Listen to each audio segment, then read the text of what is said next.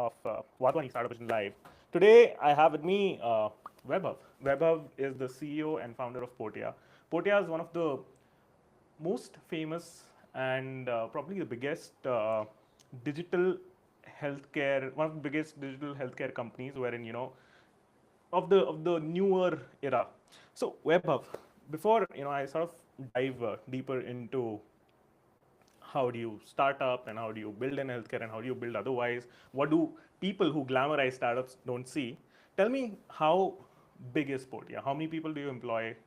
How big is the business? How long has it been around? Yeah, sure. So I'll give you like maybe quick background, like a one minute update about Portia. So Portia started in 2013, exactly 12 years back. You can look at me. We started 12 years back, 2013, and the whole idea was to look at outside the hospital healthcare services, because if you look India, the hospital healthcare is very, very good quality, right? If you look at any of the top hospitals, it's very good quality of healthcare. But the moment you get outside the hospital, and a lot of requirement is there, post to get discharged after surgery or elder care and things like that. So we looked at that need of the patients, and then looked at how we could solve that, and that's how Portia got started. We are present right now, if you ask me, we are present in 120 cities. We support over 15 to 17,000 patients every month. 15 to 17,000 patients every month, yes. And we have served over maybe like couple of million patients so far. Already? Yes. So more than 20 lakh patients, yes, lifetime, and roughly 2 lakh patients a year. Roughly 2 lakh patients a year, yes. And how big is the workforce? So we are around 5,000 people. We do around 5,500 to 6,000 daily patient visits to their homes. Wow. So roughly you can say 200,000 visits to patient homes every month right now. So very operations heavy business. Very operations heavy. Of course, services, healthcare services are always very operations heavy, whether you're in the hospital or outside the hospital. And in this particular case, of course, because I'm going to patients' homes, correct? So you have those many. So I'm not in one hospital, not in one office. I have like 6,000 offices, right? Where my clinicians are going to patients' homes. Right. So it's in some ways their office, and in some ways our office also, right? That's where the patient is. That's where my clinician is. That's where the service is happening. So. Right. So I want to ask you, in the digital era that we're today in, you could have easily built a software and sold it, and you didn't have to get in an ops heavy business. Why get into a tedious sector like healthcare? I mean, you could have been elsewhere. You could have done way easier things. Why healthcare? So healthcare is very fascinating in the sense that the need is very, very stark. Okay, and if you really want to serve the society, I think of all the quote unquote businesses or industries are there, I think healthcare is right at the top. And in that case, if you are solving a problem which has not been solved at scale in this country, I mean, when we started home care and started Portia, it was totally unorganized market. But if you look at countries like US, UK, it's a very organized play. And it has been there for many decades. It's covered by insurance. It's very well established. It's a very, very critical part of healthcare. But in India, that didn't exist. But the need is very, very strong. So when we got into it, we realized that there's something where you can really make an impact, correct? And of course, in the process of that, you create a thriving business, create something which creates so much of employment. As I say, now the karma which you generate with this is of a different level actually. So of course, you can build software. I'm nothing for or against it. Of course, those are great businesses and people have done wonders in this country with that. But I think this has its own place and beauty and good karma attached to it. So. Got it. But how hard has it been? So of course it has its own set of challenges. What are the challenges? Yeah. Yes, its own set of challenges. It's as you are rightly saying, it's a very ops heavy business. But before it becomes ops heavy business, I think the idea is when you start this. So before we started, I'll just give an example. Physiotherapy as a service was being done in clinics. So you go to a doctor. If you have a neck pain, back pain, any problem, you go and see a doctor, and doctor says, okay, this is an issue, and you also need a physiotherapy to basically get better. What happened with us coming into play, if people have a lot of those illnesses, they call us first or somebody like us first. And so in many cases, unless a very acute problem, they may end up going for a physiotherapist first and then to doctor if required. So that whole model got changed in some ways, right? So when you start something of this nature, of this scale, you always look at how to create the services, how to create a business model out of it, how to create the brand. And what is the most critical thing for healthcare? That is credibility. How do you establish credibility? I mean, you always go to a doctor or you go to a hospital, always a referral. If you have a problem, you'll think, okay, whom have you shown? Has anybody shown to anybody, and how is that doctor? That's how you go. So healthcare credibility becomes very important. So I think building a well-known brand, building something which patients can trust, which customers can trust, I think is the first thing which was the big challenge for us. And of course, it's an ops intensive business. And in this case, I'm going to 6,000 patients' homes every day. It's ops intensive. My clinicians are there. There are, of course, traffic challenges, rest of the problems, and so on and so forth. And it's not like that the food is getting delayed. Yeah. So if you take a parallel, it's not your taxi is getting delayed. It's basically somebody who's coming to take care of your sick relative or sick family member. That person is getting delayed. Think of what will you think? I mean, and we do as intensive care as possible. Say we set up ICUs at home. So somebody is recovering after discharge from the hospital, or somebody's end of life care. We do that complexity, setting up ventilator at home, hospital beds, doctors, nurses. From that to basically as simple as saying, okay, I'll also come and pick up a blood sample from your house, right? So the complete range of services. How do you make sure that this kind of work gets done round the clock without any issues, whether in terms of availability, reliability, or quality? All three are very critical, right? I have to be there. First, I'll say I'll be there. I better be there. Then, if I say I can do in CV Raman area, I should be having enough people to do this. And then, of course, when I'm coming in your house, I have to deliver the quality of service. Plus, in this case, I come and live in your house. The big difference is I'm not coming to your doorstep and going away from there by delivering something for you. I'm coming and living in your house. We serve maybe 1,000 odd patients every month, where we are the only ones living in patient's home along with the patient. There's no other family member. So think of kind of credibility, trust which has to be built. So I would say challenges, or in terms of like things which you need to really accomplish, the way you create the brand, the way you create credibility, the way you create quality of services. Of course, operations is a very, very ops intensive job. So you have to make sure day in and day out, people are going on time, people are doing great service, people are connected with the back end. You think of this from a clinician perspective. A clinician is in your house. He's in your territory in that sense, right? He needs help. He cannot look to a senior within here to do that. He has to call somebody, get on a video call with somebody at the central place, right? So we have subject matter experts at each zone who are basically handling their queries and things like that. So not only you take care of the patient remotely in that sense in their homes, you also take care of your own employees who are there in patients' homes, right? So that's the complexity of the business, but it has been a fun ride so far. They are great days, they are good days, but all days when you finish, you feel a sense of fulfillment, because reality is that you've taken care of thousands of patients that day, where many of them didn't have their family members also to take care of them. So you are in that sense a family for them, and there's no better satisfaction than that. So. Okay, fantastic. I mean, I love the fact that you've drawn a parallel between food delivery and cab delivery, and what you do. So, cab delivery, probably lakhs and tens of lakhs, millions of Ubers get booked every day, millions of food delivery orders, now millions of quick commerce orders get delivered every day. We just see the app.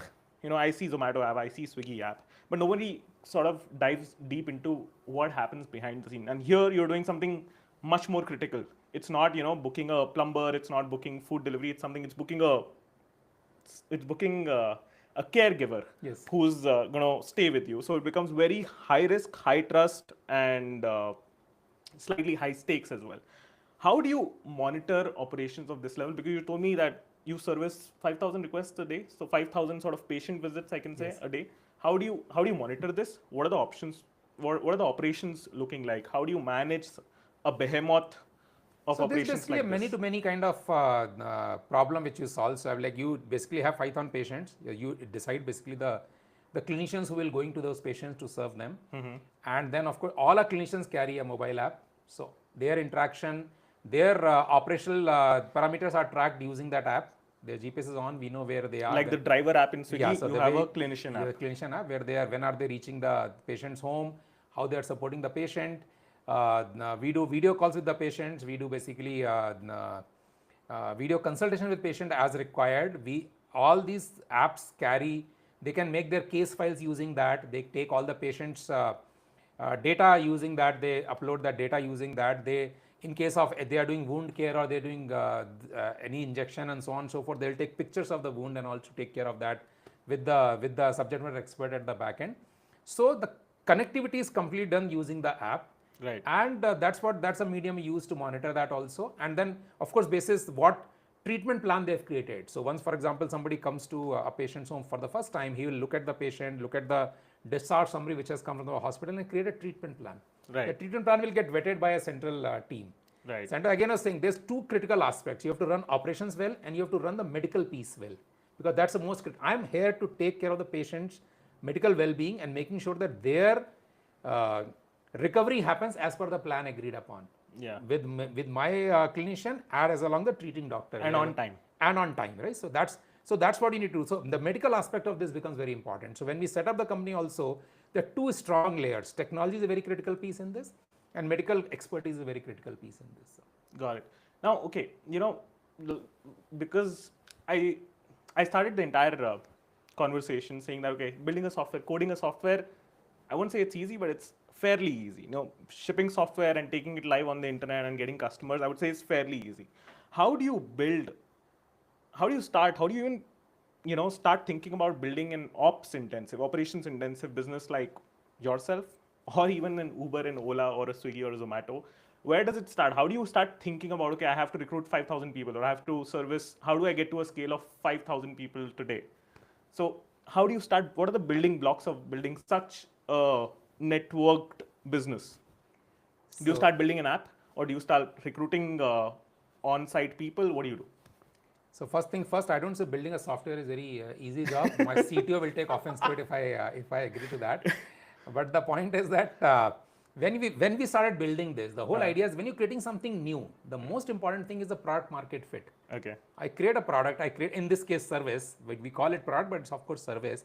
So we create a service. How do you make a physiotherapy service work? How do you make an ICU setup at home service work?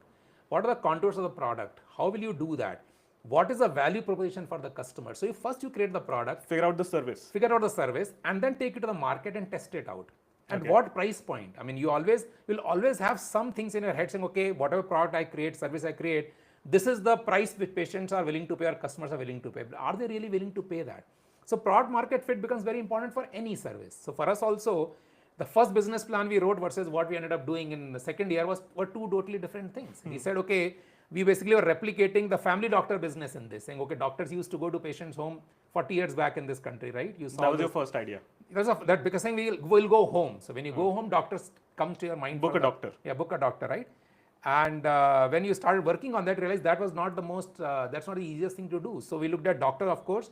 Then can nurses go? Can physiotherapists go? Can medical equipment go? That's how the whole thing plays out. So I would say product market fit becomes very important. Process creation becomes very important. I said it's the medical service. You have to make sure it runs flawlessly. So product market fit. After that, of course, how do you decide pricing? How do you scale? How do you get the right, what we say CAC, right? Customer acquisition cost versus lifetime value. This is a healthcare service. And once I enter a patient home, in this particular case, I want to do all medical services which can be done at home myself for the patient. So that's how you completely build the other services along with it, right? Then what's your customer acquisition cost? What's the LTV versus CAC ratio? How do you build those? So that's how you build the business. So make a sustainable business model. And then of course execute each piece of that. Of course it's operationally intensive. You start with a service, and the ideas of, do you get it perfect or do you take it out? And how do you get the right mix of the two, right? If you keep thinking of making it perfect, take it to the market. Take it to the market, right? So you have to keep balancing it. I'll give you an example. You start Bangalore, you test it out in 3 areas. You say, okay, we start in Koramangala, HSR, Indiranagar, right? Okay. And then say, okay, now I'll launch it in whole of Bangalore. If I launch it in whole of Bangalore, the way I do marketing and the way I do campaigns, the way I sign up hospitals, patients can come from any area. If somebody calls me from Rajinagar, I better serve that patient. I cannot say no, correct? Because I'm creating a healthcare service like that. So those are challenges which you continuously build. Then what level of technology do you put? Then how do you create the app? What features you put on that? This is not a service which is existing somewhere. Not in India, not elsewhere, not at this way of operating, right? At this scale of operating. India is a very large country in that sense, right? So how do you build those kind of things? So I would say product market fit, getting the pricing right, getting the technology right, getting the process right, you go in that. Of course, people are very critical in this. This whole business is built around people. How do you get the right cadre of people? How do you train them? In this particular case, we ended up working with government significantly to create the whole caregiver cadre. So nurses are available, physiotherapists are available, doctors are there, right? Because they have been there. They haven't gone to patients' home so much. So we can work with them and say, okay, how do you go to patient home? What's the value proposition for you to go to patient home versus being in the clinic? So this was a new behavior that you were trying to... Exactly, that's what you're trying to do for them, right? But also caregiver is a new cadre you create because that cadre didn't exist. So how do you create that cadre in large numbers? I mean, India is a country with 12 crore people who are 60 plus today. And Right. India will have 350 million, 35 crore people who are 60 plus in next 20 years. It's bigger than current US population. Right. So how do you cater to that kind of a scale? How do you create the services? How do you create the people for that? How do you train them? How do you retain them, right? How do you move them from one place of in this country to another place in this country? Because not everybody wants to do this, right? So I mean, we have enough people who come from North India across the country to Bombay, Delhi, Bangalore, Chennai, and they work in those places. How do you create that cadre? How do you train them? How do you move them? How do you make sure that they like rice and not yearn for roti as they are used to? I mean, I'm just giving you like very, very basic things also, but all those things Right. become very critical in this. Okay. So before scaling, I figure out what service I'm offering. It could be ICU at home, it could be blood test at home. Once I figured out a suite of service, I'm sure you would have launched with very few services Yes. initially. You figured that out, you figured out demand for that, you figured out your core areas in Bangalore or Delhi in Mumbai where you should start with. And the initial visits can be taken care of because you have 10 people on your payroll or 10 service providers on your payroll. They go and they do the visits. Now, once you've gotten this right, you're saying start building apps so that the person who's visiting the patient, and in Swiggy and Zomato's case, the food orderer, uh, they should be able to coordinate with the main company. Yes, central team. That is central team, right? And then from this, minimum viable product that you've set up a minimum viable business, what is the biggest challenge in scaling? Is it just hiring the right kind of people at scale, or is it something else? So it's basically creating the right unit metrics actually. So especially when you're starting, you say, okay, what's the minimum size at which you can test the unit metrics? And then how do you scale that? So you're right, scaling offers a challenge. So you get a unit metrics going. How do I hire 100 people? How do I train 100 people? Give me examples of unit metrics. So for example, if you take a physiotherapist or take a nursing attendant or what we call caregiver is going to patient home, how many visits a physiotherapist needs to do for it to be a sustainable business? Okay. Correct? So they At have what price targets to hit. Yeah, what price point it has to happen. Now it has multiple problems. It's one thing, of course, they have to do. Second, that you have to get those many patients leads also in that area. Right. So if I want to make an Indiranagar model work, I need to get enough visits in Indiranagar organized. So I need to generate those many leads, generate those many patients requirements. And then of course I have those many physiotherapists will go to patients home and do that, right? So that model has to be proven. So I know at certain scale, maybe 2 visits, 3 visits are happening and it can get to 4. So I leave it at that, then take more areas and do that. Second thing which becomes very challenging in this country is that different cities behave very differently. And especially a newer surveys, the way Hyderabad behaves versus Bangalore behaves versus Delhi behaves is very different, right? And different channels are required to do customer acquisition for a service like this. So look at a Chennai customer, they are not so much driven by digital media. But Bangalore, digital media works very well for customer acquisition, I'm saying. Hyderabad, it works very well. The Bangalore patients are Bangalore consumers are very open to experimenting, trying out new things. Delhi and Chennai, they are much lesser. They need more referrals in Chennai. I was giving some examples. But across So the country, in Bangalore, ads can get you the users. digital ads can get you the thing. But Chennai, a lot of on-ground working will be required because they need referrals, right? They need somebody to refer actually. They need more trust. They need more. So they need that level of trust is basically through the word of mouth and not any other way. So there are a lot of nuances like that across the country. And I'm talking of big cities. I'm not talking of like tier 2, tier 3, right? So there's very, very different consumer behavior across the country. Even in tier 1 cities. Bangalore is very different from Chennai. It's very different from Bombay, it's very different from Delhi and so on and so forth. So how do you make sure that, and I'm saying mostly from healthcare perspective, how do you make sure that you're getting the right customer acquisition done? How do you manage your CAC there? How do you manage, basically on the acquisition side as well as the delivery side? Delivery model you can replicate apart from where the people are coming from. Because Bangalore has a lot of language preferences. Delhi has only one language, right? Everybody speaks Hindi, right? The expectation is that you speak Hindi. But here, if you are going to a 70-year-old Kannadiga woman and who has basically spoken Kannada most of her time and is comfortable in Kannada, you have to have a carer who's speaking Kannada. Right. Because that's where the trust, that's where the relationship gets built, right? Right. So Bangalore has probably 6 languages you have to take care of. Including Hindi. So you have Tamil, Telugu, Malayalam, Kannada, and of course Hindi also, right? The 5 languages you take care of in Bangalore. So there are nuances like that in this particular thing. But idea is prove the unit metrics, take it within the city to the next level, then look for similar things as similar as possible, like go to a Bombay or go to Delhi, and then of course from there expand to rest of the places. So. Interesting. Now, there's a lot of startup advice that comes to us from the West. Y Combinators of the world, and they have playbooks set. They have playbooks that are inspired by Uber from the West and Airbnbs of the West. When you apply such a playbook to India, which is probably a land of 28, 29 countries within a country. Correct. They say India is more heterogeneous than the whole of Europe, Correct. for that matter. How do these playbooks and this, this written advice land well in India? Does it land at all? No, I think all advice is useful. Fact is, these playbooks have been created based on some success stories. Right.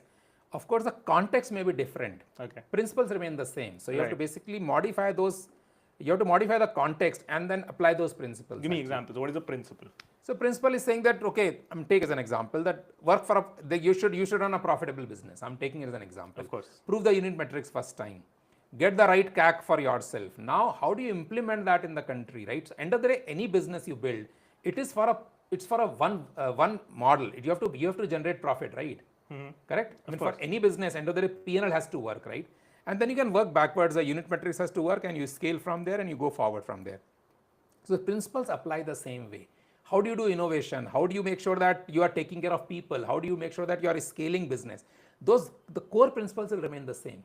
Context will be different from the way consumers are adopting the service. Context will be different from the marketing perspective. Context will be different from training and so on and so forth. But end of the principle, any business you run, principles remain the same, right? Got it. So all playbooks are useful. I think what we miss out is that we try to implement it 100% as it is. Textbook. Textbook. So It's our a point is that prescription. you have to continuously modify it. I mean, as I was telling you, within our own company or is within India, the way you approach south versus you approach north versus you approach west or east will be very different. Right. So it's no different than, so I can give a playbook. You're saying playbook from west to east. I'm saying take a playbook from Bangalore to Hyderabad. You have to modify it and implement it, right? So Got it. you have to put the context right. So interesting. Okay, now I understand. India is very heterogeneous, and Swiggy and Zomato, and you guys have taken over a decade to sort of crack India and be omnipresent in India. Somebody like Zepto, pops up a couple of years ago. Sure, I give them the billions of dollars that they've raised in funding, but again, money doesn't solve anything. Money is not the solution. How do you become a very fast growing, operationally heavy business like all the consumer apps that we use in a couple of years? What did these guys and what can somebody who's willing to build a business like this get right and bypass the years of learning that you guys have done, or sort of not make the same mistakes? I think the best thing is to... Are people just available for hire and you can hire them quickly and then it gets done? I'm sure it's not that easy. Yeah, it's not that easy. I think the process, each of things, as I said, the way you do unit metrics from business perspective, also you have to do unit metrics from operations perspective. So I mean, as I understand Zepto, because you use that example, they also looked at particular zones in Bangalore to start with. Right. And then they go deeper in that. And then they get the model right, saying how to do, like if I divide Bangalore into 20 zones, if I get one zone right, then how do I replicate that into multiple zones? Of course, the more funding you can raise, it makes your scaling much faster because you can put better teams, bigger teams to go higher, learn much faster. You can afford learning, you can afford to make mistakes. That's what probably money solves. But the hunger, the drive to build something like that has to be there. And that's why I think many of these companies which have scaled very fast have that. I mean, they have the drive and they are disrupting the market. I mean, you're saying a Zepto or even Swiggy, Zomato, and even for that matter, even for something like Portia, we have been there to disrupt the market. So if you disrupt the market, you have to move very differently, move much faster and things like that. So that has to happen. That's how some of these companies have become what they have become. And how much of tech is playing a role in this? I understand that medical needs tech, medical needs medical devices. Let's take that off the equation for a bit. Just running the operations. How much of role does tech play apart from having the app for the clinician, having the app for your central team, having the app for the in other places delivery guy, driver, etc. What else is there? How do you guys use tech? Give me a simple to follow mental model. So basically, from our perspective, so if you look at the patient journey, as we say, right, the lead will come. Patient will reach out to us and look, I'm looking for a service. From there to fulfilling the lead, to basically making sure that service is happening at the patient home, each of the step has to be defined and has to be looked at where all you can use technology in that. Okay. So the lead is coming, lead has to move to the call center or somebody chatting with the patient, their technology gets used. How do you basically qualify leads? How do you make sure that we are talking to them clearly? When you're talking to them, what CRM system you are using, how you're basically profiling the patient. After that, when the lead is moving to the branches, and how do you make sure that the lead is local branches? If like so for example, in our case, lead comes to call center in Bangalore. From there, we do the closure in the sense, okay, we'll do the surveys on this time. Where do you see in the system where the physiotherapists are available, where the clinicians are available, what slots are available, can they do, not do, and things like that. In our case especially, we have to talk to the patient because it's an involved service. I cannot, like, they cannot, self-booking is possible, but in many cases, it's much better that they need a consultation, right? So those kind of things have to be done. So each of the steps, the technology is involved. Different systems are involved. What ERP system do you use? What CRM system do you use? What's the call center management system do you use? What's the quality management system do you use? So I think if you look at the whole patient journey, the piece of app and all is basically after I'm going to the patient home. But there's the full set of technology we have to implement before that, and all systems have to talk to each other. Right. That's the critical part. All systems will talk to each other so that you make sure that it runs a lot more seamlessly and smoothly, actually. And building such tech, do you think it happens in-house, or do you have partners who supply you this So we have done a combination of that. A lot of pieces which we have built are through partners. We have used off-the-shelf products also for call center technology and things, telephony and everything. And our core ERP system we built ourselves, because the first time anybody was doing this in India, so those products were not available. So our own ERP system we built, but when we did the products for medical equipment, all we using more standard off-the-shelf products. Got it. Now, healthcare needs a lot of trust. What's your average order value? How much does an average customer give you? So it will differ from service to service. It could be as small as say 10,000 rupees. It could be as high as whatever, 10 lakh, 20 lakh. So there are patients who have stayed with us for last 10 years. Fantastic. So 10, 20 lakhs is what you've seen customers pay of course, yes. per year. Fantastic. So, this is very interesting because even 10,000 is not a small amount. Now, when somebody is spending tens of thousands and, even single digit lakhs, trust is very important. Healthcare, has such ticket prices, such, numbers. Healthcare sees such numbers. So does education. So does real estate. So does automobile sector, etc. Now, let's look at these kind of businesses that command high price value. And trust is very important in this because India is a very price sensitive economy. How do you go about, is there a mental model around trust? How do Indian consumers behave like? What gets them to pay higher price? I think in our case, what happens, they don't pay 10 lakh on day one. Of They'll course. pay me some over time, X thousand or X hundred per day, right? So they are able to trial our services, in quote unquote, if you want to say that. They can build, and they have somebody sitting in their home who's working with them day in and day out. Okay. So for them, it's not about something which is just starting and stopping. They know that, okay, a physiotherapist is coming or a caregiver is coming or nurse is coming, they'll be there every day. Okay. So the trust gets built, and also they can see their own recovery. So our trust, that's why our business is day to day as well as long term. So the trust gets built over a period of time, right? And it's high touch because exactly you're sitting right touch, across. Yes. Got it. Okay. So that high touch is required whenever you're selling something expensive and you have to sell low. Correct. So either you create credibility with the brand, or you create credibility with trust, or you create credibility with high touch. Each of those things matter, right? So different products, as you said, categories will be different. When you want to sell a car and you're saying, I have a Suzuki or a BMW or Merc or whatever else, or Hyundai, or those brands have got created. They have their own brand value over a period of time which they have built, right? So that's how the trust comes into play.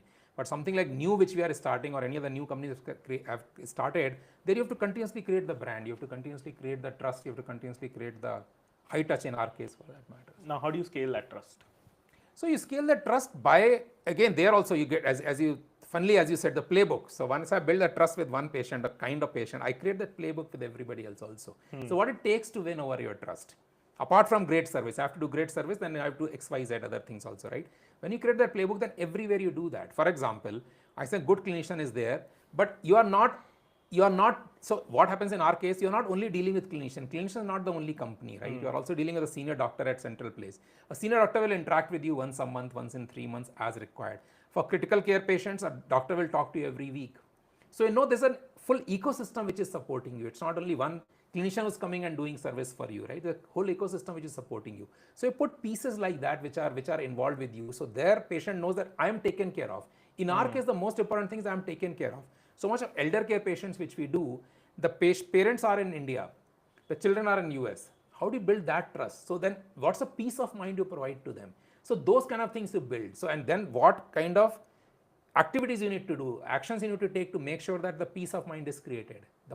The value of peace of mind is created, and we do that, and then of course those steps you continuously follow. And this is, as you are saying rightly, it's very ops intensive business. So those steps have to happen every day, day in and day out, every hour, every 2 hours, every XYZ. Somebody is like, our caregiver is in your home and patient is not feeling well at 12 in the night, what do? They have to call somebody, they have to do some emergency care. Somebody has to pick up the phone, take care of the patient, even if it's sending an ambulance, even if taking them to hospital, because my nurse cannot take care of a patient who needs hospitalization, right? Somebody has to work with them to do that. You need to create the whole infrastructure, you need to create that support. And if you start doing, I mean, I have so many cases where our clinicians have saved patients from heart attacks, from potential heart attacks, and golden hour they have taken them to hospital.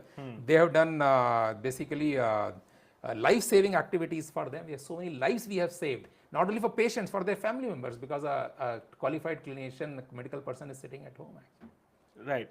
You're in the business of saving lives, like you just said. You know, you've done things, or your network of partners and employees have done things that have saved lives at golden hours. Now, you know, when you have 5,000 people in the ecosystem, people can be good and bad. There can be right kind of people, there can be wrong kind of people. How do you mitigate, how do you prevent certain wrong happenings, you know, in terms of a part of your workforce not really, you know, keeping up with your standards?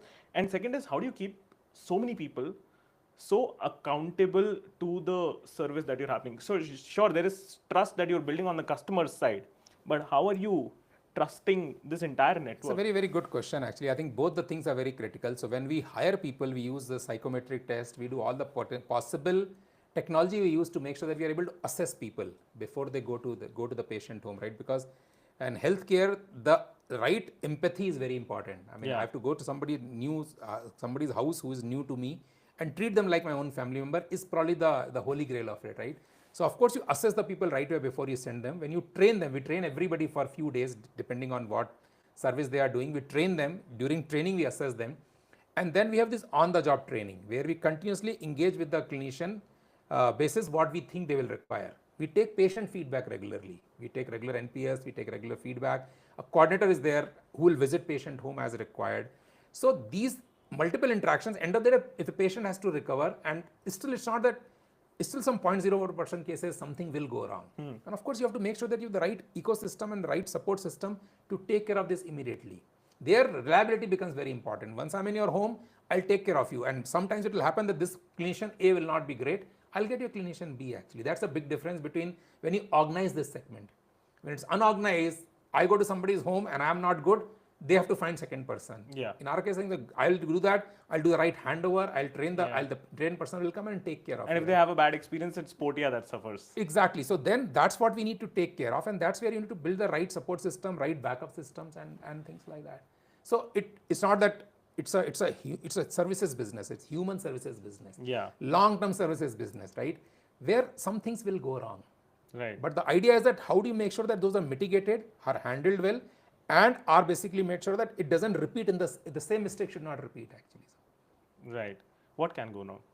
Anything can go wrong. For example, because in your case, it's extremely risky business. You know, it can. Yeah, correct. It can be. I mean, things can go wrong in the sense that from as simple as saying, or I will not say very simple, but as mundane, if you can say, somebody not reaching on time, somebody coming half an hour late. Yeah. Correct. From there to somebody is not looking at medicine the right way before giving it to the patient, or somebody dozing off. I mean, it's like a patient, you're there for 24 hours with the patient, somebody can doze off actually. Somebody may get frustrated themselves because they're handling a really sick patient.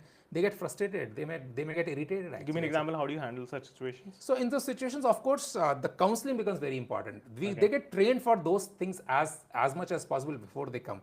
The simulated scenarios we train them on, we take them to real life scenarios. Many of our clinicians, we take them to hospitals and train them over there, or nursing homes and train them over there. So they get a real sense of how to deal with the patient, right?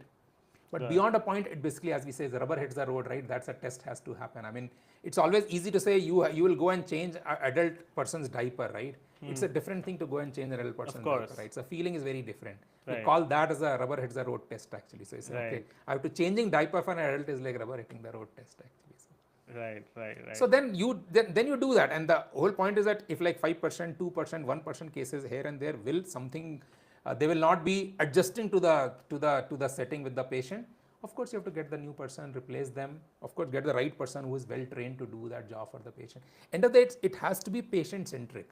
The patient has to be taken care of. It's that you have to take care of the patient as you will take care of a family member. Right. Now, when I hear all of this, it's basically you're bringing order into chaos. It's very unorganized, so many moving parts, so many moving humans in such different localities.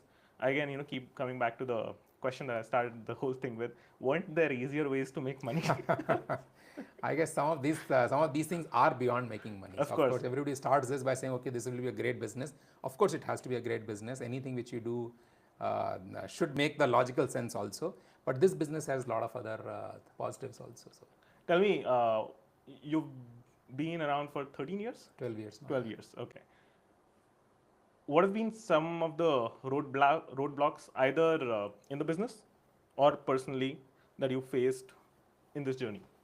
I think I would not what say, really stands out? I don't think so roadblocks per se, but I think the big change, if you ask me one thing which changed the direction of business for us, and I think for many healthcare companies, was COVID.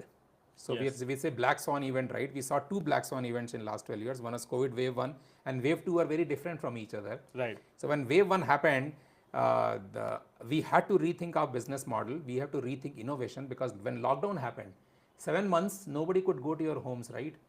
So a lot of discretionary healthcare thing like a physiotherapist, neck pain, back pain kind of thing, people just stopped because we had so much of panic and uncertainty was there. Nobody's allowed to enter your homes. So some of our service lines were really, really badly impacted. So what do you do at that point in time? You have to continuously relook at the business model, reboot the business model, and innovate. And that's, I think, what gave us a completely new perspective on how to build something like this. When wave 1 happened, we partnered with the government and we launched this whole COVID home isolation. Okay. The first home isolation was run by Portia along with Delhi government. Okay. First of its kind in the world. Home isolation was done first by India, right? Before it became a norm. Before it became a norm, and we did that with the first protocol, SOP, everything was created between us and Delhi government. We launched that, and of course, central government is involved. The whole infrastructure is involved, because that time when SOPs were not clear. The first COVID home isolation was 17 days.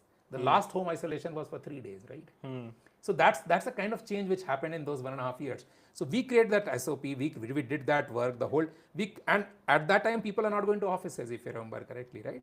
So, and it's only 5 years back, correct?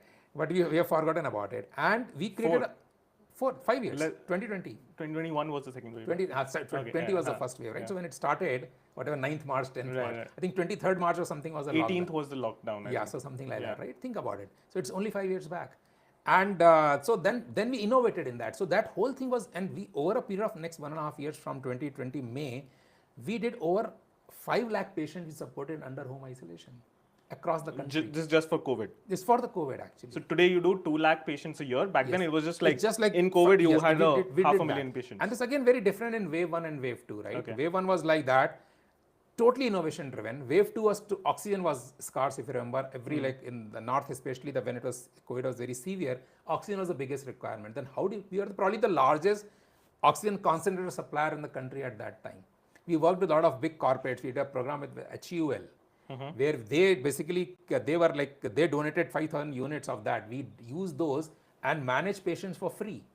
Because OCs were given by HUL. We created this program which was like very, very widely accepted and very, very widely used actually, and for free of cost. Anybody wants an OC, they can call us. We'll go to their home, do it, and manage the patient after that. So both wave 1 and wave 2 taught us totally different way of looking at the business, totally different ways of redoing the business model, and of course innovation. That every day, every hour, you have to think of what to do differently. I think so. I would say one event which defined our resilience, which defined our innovation, which defined our thinking way forward, I think was COVID. And I think not only for us, I think a lot of healthcare ecosystem players, they all were rising up at that time and really taking care of patients in every possible. Remember hospitals at that time, how they took care of patients. Right. And so did we actually. I would say that that's probably uh, the black swan event, and which just taught so much taught us so much about the business and of course about ourselves. Right. So before I actually, I'll give one more example, very interesting one. In the second year of operation, we served India's president 2014, 2014 or 2015. We served India's president, Pranab Mukherjee. his wife, Okay. in President House. Okay. They booked it, or They booked it. The lead came from Facebook. You won't believe it. are you serious? Yes. You're Their saying medical officer booked the lead from. oh, they wanted a doctor at home. They wanted a physiotherapist at home. But aren't these guys ultra connected? Exactly, that's the point, and that's what gave us the real belief, saying that something like this, the need is there, and people want to try it actually. Huh. And I mean that also happened. I mean, and of course we have served like all kind of people over a period of time. But I'm saying some of those things just stand out. We just give you belief that yes, this is it. You must build it. You must do it, because if the number one, and it's not that they are lack of options. People look for more options. People look for more this one, and it works. It works. So you know that, okay. And we did that. We did for 3 months actually, and it was fairly successful. We had a letter of appreciation from the President House. Wow. Rashtrapati Bhavan. Yes. Okay, very nice. Last question before I move to audience's questions. Tell me, when COVID's happening, and at the end of the day, you're running a business. Sure, there can be everything that we want to do good for humanity, but at the end of the day, we're running a business. You said, there was a lot of innovation that happened while you guys were on your toes. What was the thinking that went behind that innovation? What was the mindset that went behind that innovation? Was it to, okay, there is something happening, and we guys are on the front lines in a way, and we can help scale it. Now, when you scale it, does it have to make mathematical sense, or we scale it, we figure out what happens, we'll probably just get something out of it? How do you think about it, and how did your sort of P&L statements looked like in those years? So because those 2 years were very yes. So if you look at the first thought in your head at that time, in our head that time, was that it's probably the biggest crisis we are going to face in our lives. Right. It was when it came in first few months, you knew that this is something which we have not seen. Any of us have not seen, and we are not even aware of people who have seen it, like situation like that, right? So whole idea is that how can you help the country to solve that problem? I think that still remained the driving factor. Right. Of course, the business piece is important. It's not that we can work without that. We are a for-profit company, so it has to be there. But that's not what is driving it actually. When you start something like that, you create, and this is like I was saying, now there's no product market fit in this. You create the product, you take it, and then see how it. There's no testing time. You're testing how does the basic cost get funded actually? So moment we realize the basic cost will get funded, we basically went ahead with that anyway. So you figured out the math. We figured out the math at a basic level. So I'm not losing anything to start with, and then say go ahead and build it, and then of course you will find your way around in that, because this is probably the biggest problem to solve in that time frame. Right. And if you look back even now, I don't think India has solved those kind of problems with that kind of level of involvement, public-private working together. That working is like of a different level actually. Right. So it's very, now I can say that in retrospect, in a way that it's very exciting to do something like that. Of course, not exciting at that time, but it's very exciting to do something like that. That time, of course, you always have your fear also, right? You should not catch COVID. You all kind of issues, right? And we used to wear masks, and we used to go to office because healthcare offices were open, facilities were open. So we used to go to office with a sticker on our card. So we were roaming around. Fact is, you're afraid for yourself also, you're afraid for your family also, but you're still doing so much for the society in building those changes, and that's the high you get in that. So. You know what? During COVID, we saw some news, about, I'm talking about two different human behaviors that came to light back then. There would be people who would beat up each other in supermarkets because somebody's not wearing a mask. So, that person is seen as a super spreader. And there is a lot of fear, even a lot of people would not choose to be on the front line because what if I catch COVID and give it to my old parents, etc. So fear is there.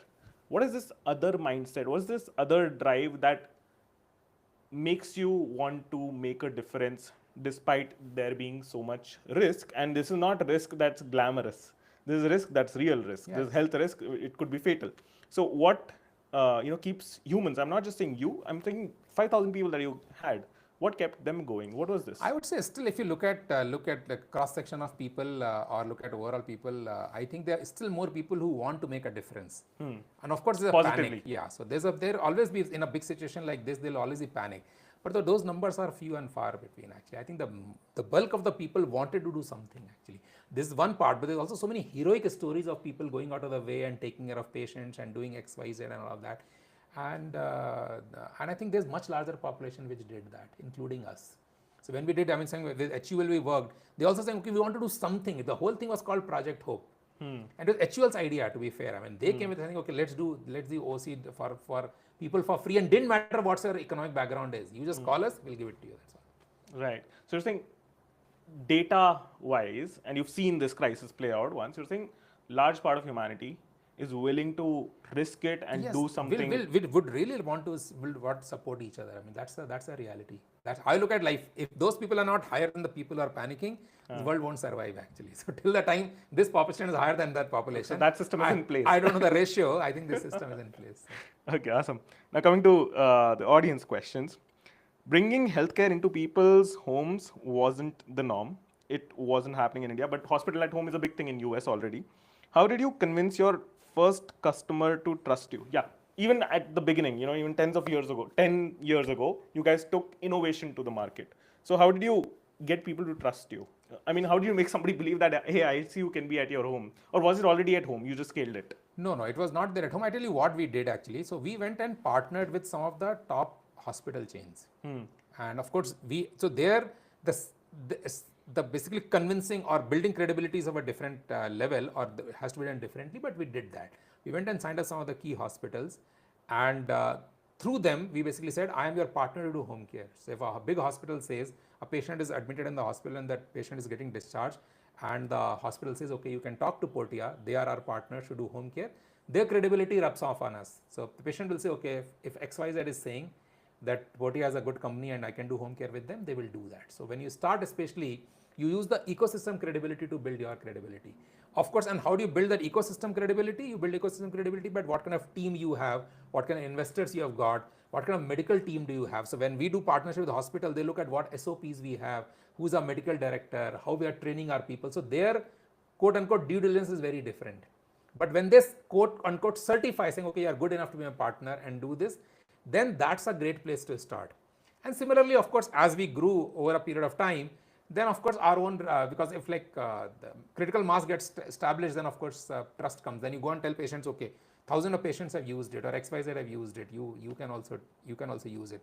And in our case, for many of the services, people can try. I mean, you can try for 1 day, 2 days actually, and things like that. And some of these core services, credibility got built through the ecosystem. I think that was the most important thing we started. So, of course, we did our own significant investment in building the brand, significant investment in we did TV ads, we did newspaper ads, we did a lot of the full jing bang of marketing activities you can think of. We did all of that in first 3 or 4 years, because not only we are building the product, building our brand, we are also building the category. This category didn't exist, so both of those had to be worked on and built. Hospital at home didn't exist. Hospital at home didn't exist at that time. Right. Now, when you say you built a brand and you invested in building a brand, I don't think a business like yours can. I mean, sure, marketing can help. Marketing doesn't really build the brand for a sector like yours. What apart from marketing? Because we always think, oh, okay, I want to build a brand, I'll hire a few marketers. What really builds a brand? So in our case, of course, I have to be there, and I'm not a brand which people will use. I'm not like a food delivery, right? So it's not they will use every other day. Yeah. So I have to be there where my target segment is going. So it's clinics, is hospitals, is basically chemists, things like that.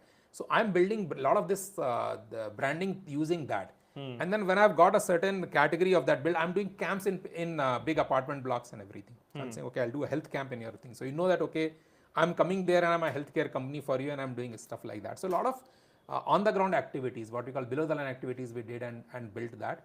And then of course you complement that with the brand building. So you're saying, okay, Portia came in my apartment block and did camp, and see if this Portia's ad coming on TV, right? There's certain credibility which gets established by ads also, to be fair, of course. That's That's how marketing works. So that the combination of the two has to happen. You have to do on-ground activities and you have to do the national brand building. Both have to happen. Got it. Okay. Talking about hiring, you've hired a lot of people. You've scaled hiring. What is the toughest hiring decisions you had to make as you scaled? I think the toughest will be, say, in our case, especially when we started building this whole caregiver piece, that how do you make sure that Define caregiver. Caregiver is just a nurse, or it could be a caregiver is basically nurse minus minus, you can say. Somebody who's Okay. basically in patient home is not necessarily a qualified nurse, Huh. so cannot do any procedure, cannot give injection, cannot do. But they're trained to do. But they're trained. Of course, they're trained to do caregiving. They're not trained to do. They don't have a degree or they don't have Right. the qualification to do nursing work. But everything short of that, there's enough work which happens in a home short of nursing also, which we funnily say, if you don't have to poke the customer, everything else you can do. So I think that's the thing. It's in a fun way I'm saying that, but the point is that that's what a caregiving is actually. Okay. And so you support patients with their act of daily living, you support patients with their medication. And What was the tough part about hiring these? so these people, of course, how do you create the cadre? How do you select the right kind of people, as you were saying earlier, right? Saying that somebody is to be in my house and take care of, like my own father had dementia, and we took care of him with Portia attendants for 4 years, Wow. round the clock. And how do you do something like that? Who goes to your home? How do you make sure that they are the right people, and they have the right empathy to do that work with that patient, and then have thousands of people like that. We have trained over 30,000 caregivers in last 12 years. Yourself. Yes. So these guys are not readily available. They in the sense the government runs programs, the GDA and caregiving programs. They're trained. After that, when they come to our centers, we train them also after that actually. Okay. So I'm saying just in that sense, I have taken, so that cadre has to be created. As I was telling you earlier, people have to move from one location to another. Where people are happy moving from one location to another, those kind of things, right? Which are the sourcing zones where people are happy doing this kind of work, right? So how do you establish this role, this job as a preferred job actually? Right. We call it like it's no different than going and hiring MBA grads. It's a pre-placement talk. You go there, you pre-placement talk. You go there to that village or whatever else and take people who have joined from that village, your centers, Right. and have done well. Correct? You run it the way you ran any of the hiring programs with colleges otherwise. Just the venues change. Just the venues change and venues the have become profile change. many, Yes. many. So how do you do that? How do you create the whole network? How do you work with partner? How do you continuously engage with them? I would say that's something which we did quite extensively and quite successfully in first few years. Got Not it. only for us, I think for industry also. Okay. Cool. Next question. To somebody who wants to build in healthcare, what's something about the business of healthcare that nobody tells you before starting? I think this is a long term game actually. So Okay. so healthcare, whatever you build, It's not a get rich quick scheme. it's not a get rich quick scheme, and of course, no startup is. I mean, it's always seen like that, but I think there's blood, sweat, and the agony which founders go through in building any business or any organization or any system is, of course, is very, very challenging. So that is there, but I would say that it's a long-term game. Okay. Most of the healthcare services, especially on the services piece, is a long-term game because adoption takes time. Consumer behavior changing takes time, and not only for us, for any organization. I mean, Amazon started selling books 30 years back. Right. It's like so it just any of the behavior change takes time. And healthcare in general, people don't want to talk about healthcare till they are sick. So I mean, of course, you can do preventive work, and a lot more work is happening post-COVID, where people are willing to take care of their health. Lot more today than probably 5 years back, but it still is a long-term game. It still is basically built a lot around when people get sick is when they think of healthcare. So it's a long-term game. I think that's one thing which anybody is getting into healthcare. Even if you want to do AI for healthcare today, you want to do analytics for healthcare today, you have to think of it as a long-term game. You cannot think of it as a 5-year project. So. Got it. Okay. Last question. If you were starting from scratch today, let's say in the same sector, what would you do differently? Good question. I think what we do differently, I don't say I would do anything differently, other than thinking of how to. Now because I have advantage of knowing this future thing, I would probably build the whole people piece probably a lot more proactively from the beginning of how this whole thing will play out. I think that's something. People piece as in the multiple people that you've had to hire? Yeah, the kind of people we ended up hiring, the kind of training we ended up doing, I would say that we will probably be a lot more detail oriented about that. I think a lot of that we learned along the way. For example? In the sense that from where do you hire people, how do you train people, what are the competing sectors where the same people can go. Some of that I think happened as we went along because there's no other data available to support us or help us. But if I were to do it today, I'll probably put that whole plan lot more together and do that. Second, of course, if I have to do it today, I'll use a lot more technology right upfront. Today Right. with AI and a lot of other technologies, the point of care devices being available, things like being available, I would probably today do it as a hybrid service than like only people service, Right. which we are doing today as a company. That's a transition we are going through for the last couple of years. Using technology, can it be total tech supported service for the patient? Of course, it's a support for the patient, so people are critical. But can you make it more hybrid model than what it has been actually? So that's a change which I'm making in a moving ship right now. If I have to build the ship, I'll build the ship. You will design it differently. Chips in the ship everywhere. That's what I would have done. So. Right. Okay, got it. Cool. I think that's it. That's a wrap. Thank you so much, Vaibhav. My pleasure. Thank you, folks. This was Thank great. you. Lovely.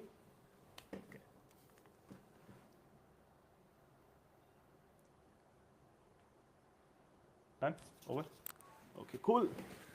How was it? Good, Good? actually. Nice. I was trying to pull you